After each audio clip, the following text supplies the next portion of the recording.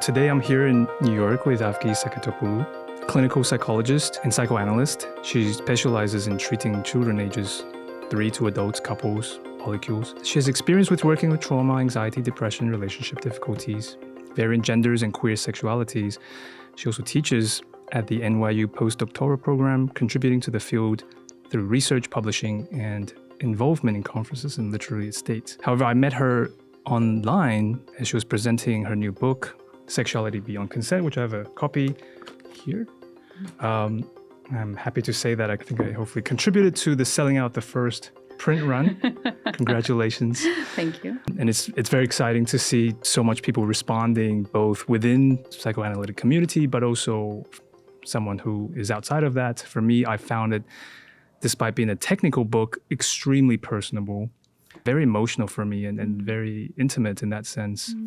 The subtitle is Risk, Race, Traumatophilia. I was really, immediately struck by the cacophony of topics. And I learned today the word cacophony from kakos, because after you're also Cypriot and Greek immigrant, right?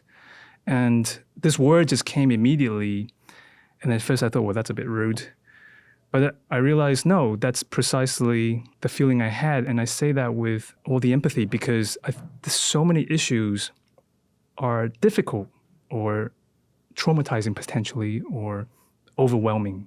So in this is a topic that you talk about, this idea of traumatophobic society, particularly within psychology or certain mental health school of thoughts. You're tackling this with a sense of urgency, right? I would love to talk about this idea of traumatophobia versus what you're coining the word in traumatophilia. Could you speak about this idea? Sure. I really love you starting us out with a cacophony because I somehow find it to be a great compliment that it comes across cacophonous, because in many ways I would say that something that comes across as fluidly connected will not likely produce something new and will not likely open up something like that which is harmonious and just flows, usually lines up with things that we already know or think we understand. So I have actually made quite a bit of effort. I hadn't thought of it in terms of cacophony, but I have made quite a bit of effort to write in a way and use words that interrupt somebody's flow of understanding and cause them to stop and go back and perhaps have to reread a sentence or look a word up. I am Greek, so I am using a lot of Greek words. And part of the work that I hope the book can do is cause a disturbance, which will bring us to traumatophilia and traumatophobia. So I am, as you were saying, a clinical psychologist. I'm also a psychoanalyst. And that means that I sit with patients day after day, sometimes like 4 or 5 hours a week for years at times. And one of the benefits of psychoanalytic work is that you get to know people really, really deeply. You're not just getting the catch up of what happened during somebody's week. And you get to not just hear about how trauma works, but also live it in the encounter with a patient. And I was trained, like many of us are, to think about trauma as something that is disruptive to the subject and something that interrupts us and breaks us or harms us. And therefore, the clinician's job is to heal, to repair, to put back together, to work through. And these are all ideas that circulate in the wider culture as well. Right now, I think actually with quite a bit of panic, especially as we're trying to think about racial justice. And there's this, I think, almost like manic excitement about reparations. But what I found in the clinic is that subjects are not just interrupted by their traumata, but we are strangely drawn to return to the site of the traumatic. And we're strangely drawn to not just go back to our wounds, but touch them and try to make contact with them and try to rub up against them, to pick at them. And that these are not necessarily pathological impulses, but efforts to make contact with deep aspects of our being, that the culture of repair, the culture of like fix it and move on, fix it and get back to work, fix it and like keep it moving, is not very friendly too. So my preoccupation became about fleshing out the ways in which we, in the clinical domain, but also in the cultural domain, imagine trauma as something that people need to be repaired from, as opposed to become interested in what subjects do with their trauma, what kinds of new self-spinnings arise out of trauma, where it comes up in the domain of the erotic, in the domain of the aesthetic. That's something that I think even when I saw the promotion or discussion about your talk, that got me immediately. I mean, the subtitle, Risk, Race, Traumatophilia, I realized like that's everything that I'm obsessed with. To think on a form of negation, it's almost like safety, hegemony, and traumatophobia. And my personal response to that is almost in a forensic robot just skipping, because on the one, there's all these contradictory forces that on the one hand, as you say, there's a kind of manic frenzy for reparations. And it doesn't take much time to realize the conceptual dead end or problems that comes very quickly with that thought. On the other hand, I notice, depending on your position of privilege, there's this also nihilistic shutting down, right? Why do you bother with this? Or, well, there's always going to be people who are crazy or too much, or and so there's this constant stress. And so when you speak about having to sit with patients, analysans, people who are struggling or dealing with something over long periods of time, I can't help but realize, despite not being a clinician, but just understanding this feeling of like, I can't go back to where I came from, whatever that means.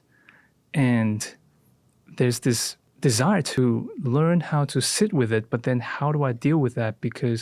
And that's why I'm very curious about your work. I think clinicians, some clinicians, because as we can see, that not everybody has the same view, is how do you do that? Because I come in and there are so many times where I lose all kind of sanity even, and so some of the tools I've been learning, and both from your book and the discourse in general of psychoanalysis and the way to trigger that, I'm very curious at your box of tools, I guess.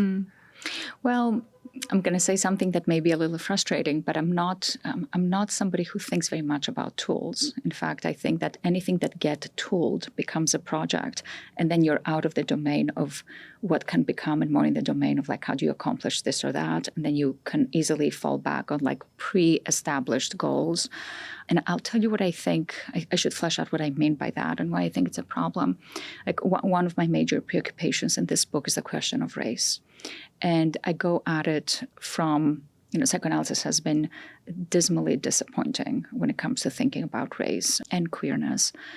In the book, I enter the conversation about race through thinking about clinical vignettes and also a play that I became extremely preoccupied with, Jeremy O'Harris's Slave Play, and try to think about trauma not as something that resides in a subject where the hope is that one could return to a pre-traumatized self, but to ask the question of what can happen in the aftermath of trauma and in engaging in relationships where trauma is not just recognized, acknowledged, but also ripples through the encounter.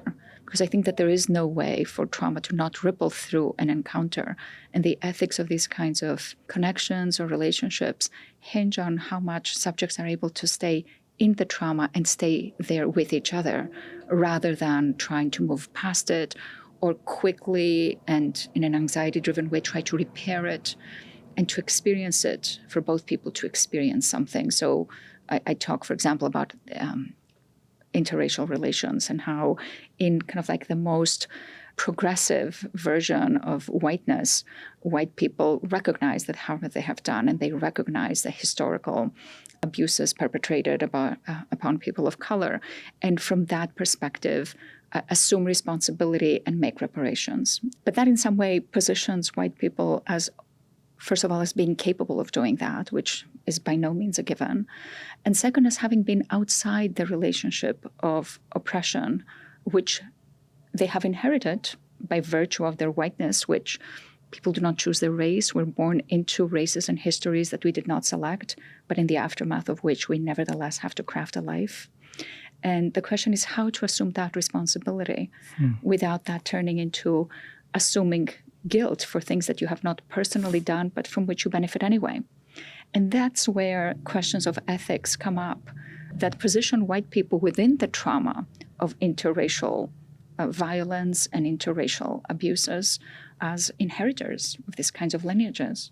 Within this trifecta of risk, race, and traumatophilia, on a kind of parallel, like the invisible, is the discussion of sexuality and how that is also a cornerstone, but which you talk very much about, but also in a constant parallel. The relationship, and I really want to read this out loud. Actually, there's a whole chapter on exigent sadism. You reference the documentary "The Artist and the Pervert," and I think I was texting you. I thought this was a funny detail. Personally, I was staying with my friend in Switzerland, and she actually had the poster of this film in the toilet. And for the week, I didn't.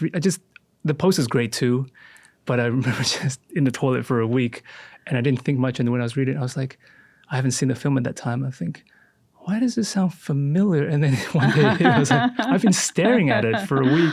It's funny how the and universe... in the bathroom, in too. the bathroom. When I've been shitting for a week, which is a very big theme in my analysis, this theme of shitting, that it's a very fascinating discussion. But I would love to... Can we do a little try this out where we take a character each? I just want to read this. I just think this is such a...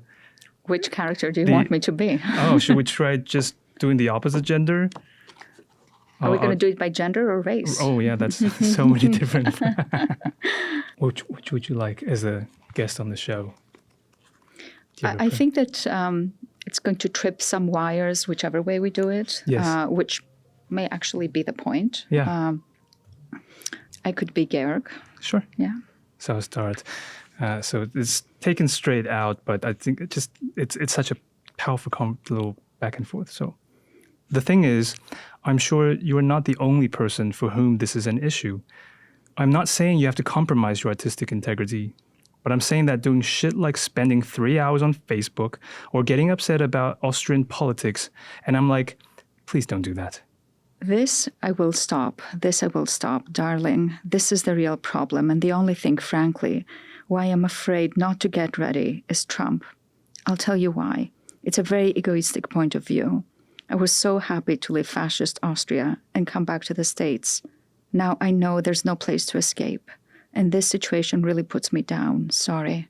And I have to... I'm sorry to be cruel, but I can't have any empathy for white people right now when it comes to this point of view. I can't. Like, I understand that you are upset, and I get it.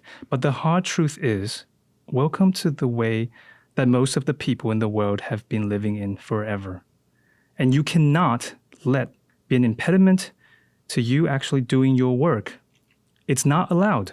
That is not allowed. I did not give up my entire life so that you could mope about an election. It's just... Should we contextualize a little bit what's Yes, happening please. in this vignette? So this is, as you were saying, from this documentary, The Artist and the Pervert, which chronicles the relationship, the master-slave relationship, dominant-submissive relationship between a Black woman who is a self-identified submissive in a relationship with her white master, and these are terms that they use, who are in this very complicated nexus of sexuality, gender, and racial difference, which has generated a lot of upset within both the BDSM community and without questions about why would a Black woman want to submit herself to a white master. What does it mean? Is this about internalized self-hatred? Is this about some interiorized kind of like identification with whiteness? And this section comes later in the book, in the 5th chapter, where I talk about sadism, after having explored a little bit, actually quite a bit, issues around race play and the complications of playing with race and being played by race at the site of trauma and around the erotic objection, erotic humiliation, and so on and so forth. And this excerpt is found in the documentary, The Artist and the Pervert, where Georg Haas, who we have found out by now is actually the descendant of Nazis.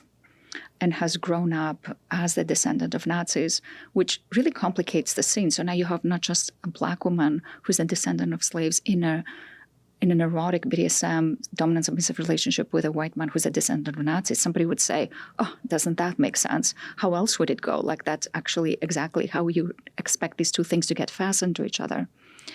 But things happen in this documentary that really put a lot of pressure on more conventional understandings or more straightforward understandings of this. And this particular sequence comes from a moment where he's really struggling to do his work. She is doing a lot of the supportive work as his submissive, and she's complaining to him about not doing the things that he's supposed to be doing. And you see him say, well, look, like I left Austria and came here and found fascism and Trump, and I just feel like there's no way to escape. And she's not having it. Like, there's this really beautiful moment where she says to him, I did not give up my life for you so that you could mope about an election.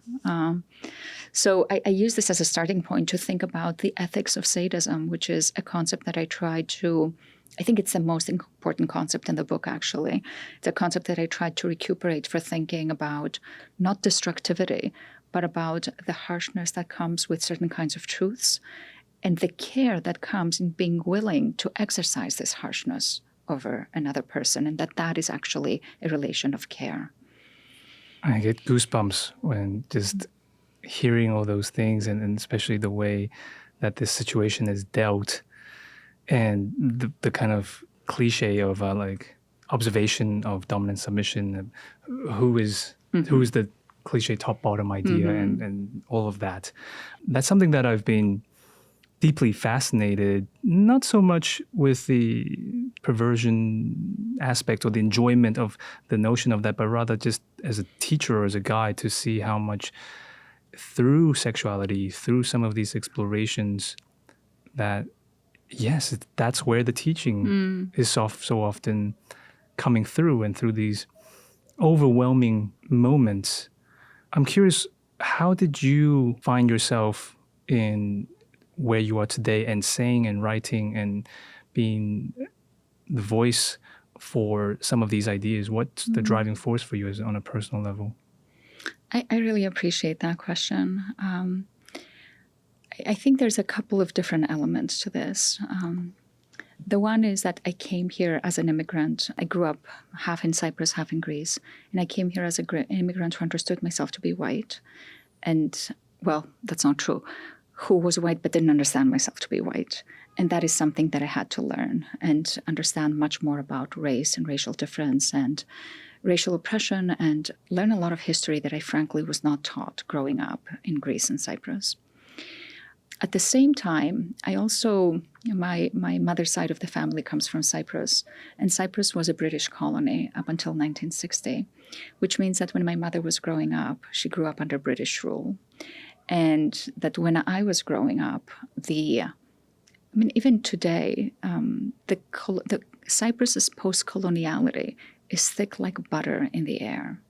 It's not just driving on the right side of the road, the left side of the road. It's not like the cucumber sandwiches. It's not the tea. It's like you feel it everywhere. And part of what post-coloniality comes with is a racialization, but not by virtue of race, of skin pigment, or kind of like however else race is mythologized, but by virtue of kind of like hierarchies and hegemonies and power relations. And in many ways, I came, even though I always knew that history, I didn't quite understand its impact on me until I came here and started thinking about race and understood my own whiteness and understood also the inflection of my own whiteness. So I've been and my preoccupation with slave play was actually very critical to this process.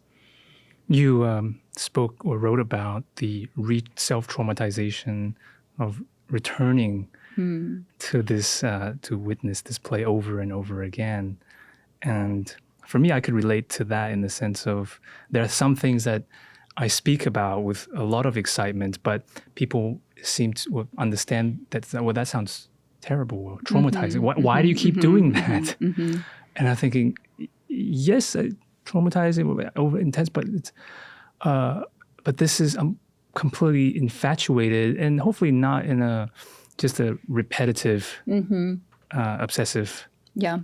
manner, but rather that it's a complex system that I'm actually enjoying very much to try to decipher. It's like a very fascinating puzzle that has no end.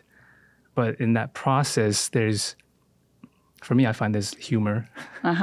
That's one of the things that I enjoy very much, that there's, in my own psychoanalysis, that there is no, I'm undergoing Lacanian psychoanalysis, and she's quite strict about it. And so there's no magical answer or revelations, very rare interpretations, but usually there's just these bursts of almost absurdity or this humor. And I remember I had a teacher once who he was explaining some concept, and a student kept asking, and just the student didn't understand what he was trying to speak about. And it was related to BDSM, actually. And I was somehow giggling on the side. I don't remember why or what, and just this fit. And then suddenly he just kind of like, ask that guy. And I was like, oh crap. Like, do I get it? I don't know. But there's this idea, and going back to that, what you said about the idea of the toolbox, and I kind of want to change gears a little bit, but the opening of your new book, Gender Without Identity, that is you co-authored with Ann Pellegrini, this opening, and you've also introduced me to Jean Laplanche, and this opening quote, I come back to this so much. This the time has come to abandon slogans and think on our own. I'm also reminded by, I've lived for a few years in China, and in communist states, they also have these like banners, right? To kind of, in case you forgot. And what do they say? Well, they say things like, I don't know, it's in Chinese, I have to kind of convert a little bit, but things about like order and respect and, brotherhood or whatever. It's like these kind of easy slogans. And the thing that I learned most about China at first, with this kind of pride and arrogance, going there thinking, oh, I know better than these people who are enclosed in their ideology. Oh, they're poor them. But what I realized going there was how it revealed to me how much I was in a bubble and a box. And so speaking about the slogan, what I realized, like, and also here in New York, but anywhere you go, there is these things that like words and, slogans and moods, and you can't escape like pop ideologies.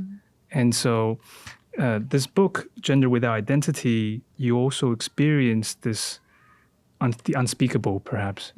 There's, it's interesting to hear you talk about like the slogans kind of like in a visually represented on a banner, because one of the things that we try to do in Gender Without Identity, and in some ways I do it also in Sexuality Beyond Consent, is talk about how these slogans are become part of our flesh and part of how we understand ourselves and experience the world, such that whether the banner is there to, as you said, remind you, and I put this in scare quotes, to remind you or not, in a very Foucauldian manner, and both of the books are very informed by Foucault, in a very Foucauldian manner, like these slogans are disciplined into us, and we perceive the world and understand the world through them. And part of the challenge and part of the work that I try to do in my book, and that we try to do with Ann Pellegrini in the book on gender, is to open up the space of like what happens in places, how might we approximate spaces that are more about singularity and less about how we've been organized, how we've been told to understand ourselves, even when those understandings are expansive, even when we've been told, you can be trans, you can be queer, you can be other, this is okay, we accept you, to say that there's a lot of limits to that discourse. And to ask the question of how do we understand the way in which the outside gets in, that we are to some degree always already allocentric, whether it is the otherness of trauma, or the otherness of the other's trauma, or the otherness of big categories like gender or race, that get inside us and then lodge themselves inside us. And we will never get rid of them. The project, this is not a liberatory project. It's not about emancipation. You don't get emancipated from anything other than perhaps transiently from yourself. And these are where those states of overwhelm that you were kind of like alluding to earlier become very critical, where in most psychoanalytic schools of thought, repetition and kind of like we were talking about compulsivity earlier, returning to the same again and again and again, is treated with some kind of fear or anxiety that it is the symptom of something going wrong. And there are other, I think, much more generative ways to think about repetition as the effort towards approximating parts of the self that are opaque to us and inaccessible. And that has to do with trauma, and it has to do with what happens in these when we are relieved from the glare of identity and from the constriction of trying to fight for our rights, which is important. And I say this as a queer subject, as an immigrant, as a woman. But ultimately, they will only take us thus far. There is a European Union politician. Here we are, and the corks must be popping in the arms industry boardrooms all over Europe. A plan rushed through behind closed doors, no public consultation, no public debate, presented as a fait accompli, just waiting for our rubber stamp. A unilateral declaration by an unelected commissioner that Europe is now a war economy. Not a war on poverty or homelessness or on climate change, but a diktat to the public of Europe that they have to accept another €1 billion being laundered from their pockets into the fat wallets of the global arms industry. The workers in those factories have to suck up the suspension of the Working Time Act, and if they don't, they'll be brandished as traitors or Kremlin agents. And if that wasn't bad enough, it won't be just our arms industries, because our friends in the US and Israel can dip into the pot, flog off bits to their European counterparts who'll do the final assembly, put a stamp and a premium on it, and it's champagne all round. And why wouldn't it be? At €3,000 to €4,000 per shell, and we're expected, the workers of Europe are expected to pay for 1 million of them. It's absolutely outrageous. If you really cared about Ukraine, you'd be pushing for peace. But the EU hasn't lifted a finger to push for peace in Ukraine. In fact, it's done everything to escalate the conflict and prevent peace. Because for the EU, it's all about the war profiteers. And the catastrophe in Ukraine is nothing more than a global opportunity for your friends. It's an absolute disgrace. It's about time you started to work for peace. I appreciate her advocacy on difficult subjects. Particularly, and right now there's a lot of difficult subjects. And within the political sphere, I think people have the tendency to kind of mask up the issues with quick solutions and so forth. And she covers a huge range of issues.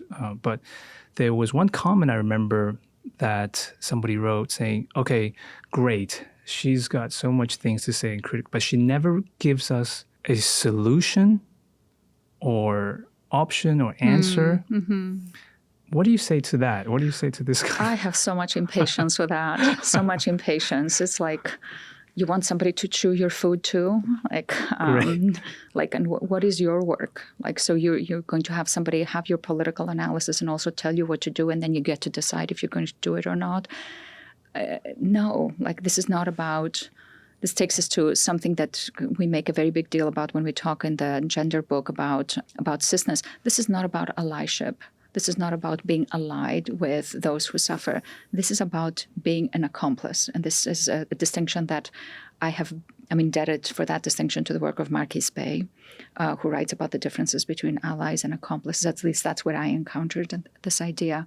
And kind of like all of my work is very indebted to Black feminisms and to their very deep thinking about what does it mean to get, if this politician is speaking to something that you think is a problem, then it is also your problem. It's not just a problem that you are asked to consider for the good being of others. This is what I was saying earlier also when I was talking about stepping into the fray of the relationship with those who are suffering by virtue of our own complicities. So we're having this conversation just a couple of weeks after the shipwreck of the coast of the Peloponnese in Greece, with more than 700 people having drowned, 100 of them being children, all immigrants, people mostly, not immigrants, migrants, refugees, mostly people of color, mostly people whose existence is deemed to be lesser than. And this is not a problem of policy. This is a human problem that if you don't think you're part of this problem, not on the level of guilt, but on the level of responsibility, if you want somebody else to tell you how to solve it, even if you were to do whatever recipe you're given, like it's only going to go so far. And there's ways in which our complicities need to be taken seriously, not on the level of like beating up on ourselves, but actually reckoning with the world that we have created and that we're responsible for upkeeping. Growing up, my relationship with literature or with writing, now reflecting, I realized that a lot of it was some kind of an internalized view of who I am not or who I could not be. And it's in these last few years that perhaps through the inability to act in some other previous ways that I was able to get by, that it's a medium, as Audre Lorde says about poetry, that anybody with even just some time and a piece of paper can still participate. And you posted something recently about how the way that the book writes itself, and I was curious for you, what is your writing process, and well, perhaps who are you writing for? Oh, that's such a beautiful question. I've been asked many questions, but I have never been asked this question before. This is really beautiful. You know, you were talking about Audre Lorde, like everybody can participate, but participating is a risk, and it's a risk you take with yourself. There is, of course, the question of like, how are people going to read what I'm saying? But by the time the book is out, it's done. Like a very smart and lovely mentor of mine said to me, when I was finishing my book, I was saying, I'm afraid, how is it going to be received? I say very risky things in this book, and I'm all over the page because I take myself as a case study. And she said to me, your book is over. Your book is, once it's out, it's no longer yours. It's going to have its own path, and people will have to make of it what they will, and it's not up to you anymore. And that was very liberating, like to feel that this is my book, but it no longer belongs to me. So writing this book really broke me. It was a very hard book to write. It's not just logistically, like I have a full-time practice, I teach a lot, so I would wake up at 4 a.m. in the morning, write until time for patients came. And then after I was done with my clinical day, I would stay up until like 2 or 3, write, and then sleep like a couple of hours, try to sleep on the weekend. So I wrote a lot of the book. Of course, it was edited afterwards, but I wrote it in a state of kind of like exhaustion and excitement. I was very excited writing the book, but I needed people to help me feel not just brave, but irreverent, to be able to say everything I wanted to say. And it was a very interesting moment around the question of sadism, because I submitted my first draft to the publisher, got my feedback, I was offered a contract, and then I said, based on the feedback, I think I need a 5th chapter. I think I need a chapter on sadism. And my partner, who's a very experienced editor, said to me, no, you don't. You need to finish the book. There's always going to be another chapter to write. You'll write it later. And I was like, no, you don't understand. Like, I need to write a chapter on sadism. Like, I realize now that's where the book was going. And I sat down and wrote that chapter. But I had to basically wrest this book from myself, because part of me was very afraid of what I would discover. And I say in the introduction that this book brought me to places in myself that scared me. And it brought me to places where I felt like I was before something very big and I was very small. And I wrote it to take the reader there, to the reader who's able to give themselves over to the book rather than read it, to know, to understand, to implement, but actually lets the book carry them. Some people have had very intense experiences with this book, which is the thing that makes me, it's the thing that pleases me the most. But yeah, writing this book, like, it crushed me. And I loved it. Isn't it the hallmark sign of a important psychoanalyst, historically speaking, to be banned or to be having things. So you've achieved that with the next book with Ann Pellegrini. What is that feeling like for you to get this kind of feeling? It's not just a feeling. I mean, they outright censored you, but what is this? How have you been feeling during that process? And to, I guess a little bit context. Perhaps you could speak about just this whole situation with with a gender book. Yes. Yeah. So Ann Pellegrini and I wrote a paper that we submitted for a very prestigious award in my field, newly instituted for the purpose of giving room for theorizing queer experience in psychoanalysis. And the committee that gave this paper was also put together to fight back institutional homotransphobia in the field, which is unfortunately still alive and well. We got the award. We're very excited. We're also excited for political reasons other than the sheer pleasure of getting an award. Because we felt, okay, this is an important paper. We had written about a child who is assigned male at birth and very feminine in his presentation, and take up the question of what is, he makes no claim as to his gender. He doesn't say that he's a girl, and we wonder, where's this child going? What does it mean to be thinking about these things psychoanalytically? And we submitted this paper to the International Journal of Psychoanalysis, as was the plan between the committee and the journal. It's a very reputable journal. It was established by Freud himself. Mostly we're related, aside from the honor of it, because the paper reaches so many parts of the world, and it reaches parts of the world that don't have access to thinking about queerness in the way that we want psychoanalysis to not just be able to think about queerness. We want a psychoanalysis that wants queer subjects and wants trans subjects. So we were very happy. We worked with the editors for a year. We revised. We got a lot of feedback, which we're very happy for. The paper was better for it. And then all that was left was we received the last round of feedback. We were told, the paper is ready. If you want to publish it as is, we'll take it as is. But here's another round of edits. If you want to consider them, go ahead. And if you don't, we'll just publish it. And we said, great. We looked at the feedback. And we looked at the feedback and realized that we had left something open. We had left something open such that what we wrote could be read in a much more conservative way than we intended. So we wrote back and we said, actually, we want to take your feedback. What we wanted to do was close the loop. I don't think that that's why they offered the feedback, but that's how we took it. And we also want to add an acknowledgement section.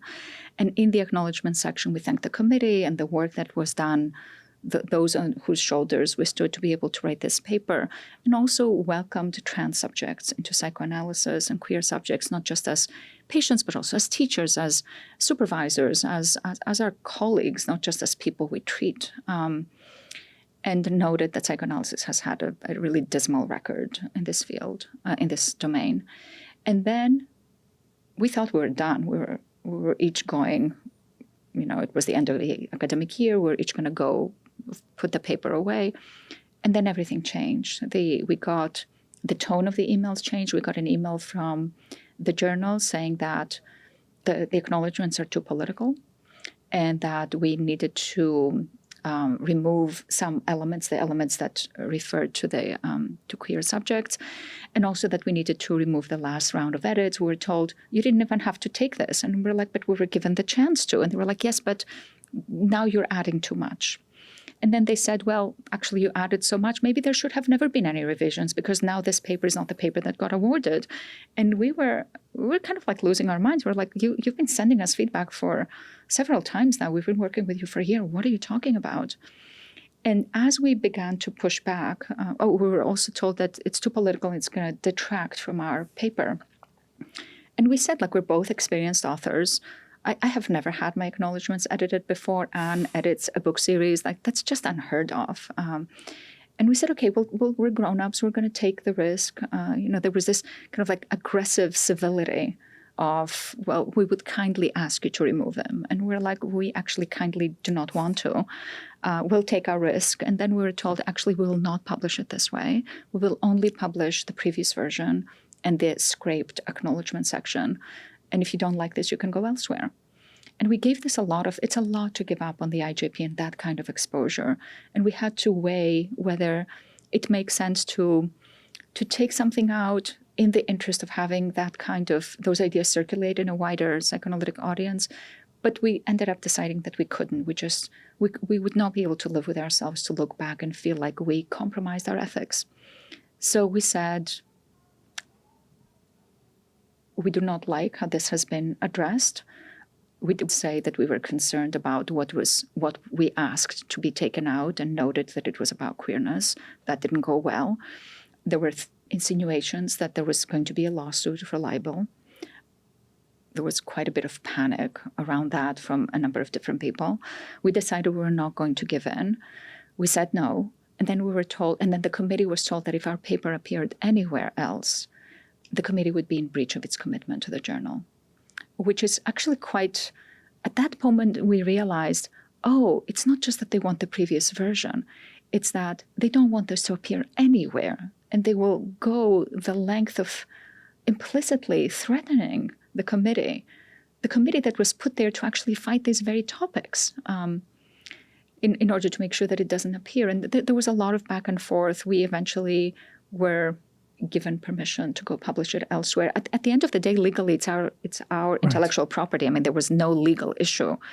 It's the level of panic that you see like playing out around this. So we went to the Unconscious and Translation Press and approached the editor, and he said, yes, I'll publish it and write whatever you want. Like he said, like you're the authors, you're responsible for your words. And he gave us basically carte blanche to do whatever we want. And we went as far as we wanted to go with it. It's so fascinating, this invisibleness of the unspeakable. And I feel that in my experience doing experimental film, documentaries, interviews, that especially in today's world of this ideology of liberation and free speech and so on, that this enclosure of limitations is just, it's even more insidious and difficult to speak at, because it's this constant, but no, you can do whatever you want as long as you make this and this adjustment. Mm-hmm. Absolutely. On top, and this gives me the creeps, that it reminds me of 19th century Germany, or this idea of this moment in time where we are so enlightened, we are so progressive and logical. It's actually in precisely these times that the blind spots just is increasing, exploding. How do you feel about the future? Let's not get too grandiose about the world, but even just within the field of psychoanalysis, how do you feel about being an analyst and being a clinician, and for also future generations of people? Well, let me start with what you were saying about Germany for a moment, because like to this reference to proto-fascism is also what's happening in this country. And I think it's very critical, like the constraint on academic freedom, the banning of books. I mean, that's not happening in psychoanalysis, but you see like a version of the constraint on free speech in that regard. And I think it's no accident that this is coinciding with the ripple of attacks on critical race theory and LGBTQ issues in the public domain, especially in the States. But the problem, in my opinion, is always far greater from liberals than it is from the right. At least with the right, you know what you're dealing with. It's people who understand themselves as doing good work and being progressive and being permissive of new forms of gender, of sexuality, that are the most dangerous, because they do not understand the harm that they are causing in advocating for kind of like liberal notions of. So I think the danger is there. And as for psychoanalysis, I actually feel very excited for where psychoanalysis is right now. I think that some things have to be taken down, and there are people working to do that. And by that, I don't mean to kind of like destruction, but there are forms of psychoanalysis that need to die, and I hope they will. And there are other people in my field who are doing work in this area. I'm thinking of my colleague, Lara Sheeha, and her partner, Stephen Sheeha, who just have written a book and received a lot of pushback on their work on Palestine and the work fleshing out how psychoanalysis has a fantasy of its own innocence, and that this innocence is predicated on this notion that we can keep dialoguing about things but never act, which is the way that things never change and stay the same. So there's a lot of really important momentum right now, which is not to say that there's no reasons to be very deeply critical of my field, of which I very much am, and to be, even in some ways, anti-psychoanalytic when it comes to the conservative psychoanalysis that is just interested in preserving itself. Avgi, I want to thank you again for taking the time to have this conversation with me, and I could go on and on for a very long time, but I just also want to tell people that, Sexuality Beyond Consent is going for a second run. For a third round, actually. Yes, I'm very excited about that. So you can definitely get your orders in. And then also with Gender Without Identity, both books are available. You can get your copy. I'll have links as well for Thank you. All the relevant information. Thank you again. And I just can't say that enough. Thank you, Ayoto. It's been really fun to talk with you and to also hear some of your questions, which are not the questions that I usually get. So this has been really fun.